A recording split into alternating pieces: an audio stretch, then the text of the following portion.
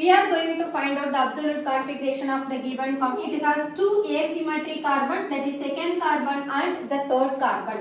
Second carbon asymmetric carbon எடுக்கிறப்போது third carbon single group treat பண்ணனும். அதே போல third carbon asymmetric carbon எடுக்கிறப்போ second carbon group single treat பண்ணனும். So according to CIP rule, the hydrogen should be at the bottom of the one because it is the least priority. The hydrogen bottomல கொண்டுட்டு வர have to make two exchange. அப்ப hydrogenையும் R ஐயும் exchange பண்ணனும். அடுத்து R ஐயும் OH ஐயும் exchange பண்ணலாம். Oxygen is directly bonded, so this is 1.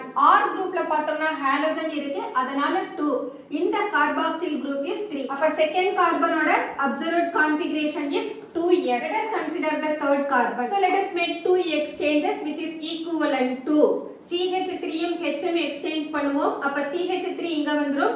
Now Cl ஐயும் CH3 யும் exchange பண்ணோம்னா Cl CH3, here it is R. Here we have to give the priority Cl1, this R2, methyl is 3. இப்போ இதனுடைய rotation பார்த்தோம்னா that makes clockwise rotation. So third carbon ஓட absolute configuration is 3R. The correct option is B. உங்களுக்கு இந்த video பிடிச்சிருந்தா like பண்ணுங்க, share பண்ணுங்க, comment பண்ணுங்க, subscribe பண்ணுங்க. Thank you.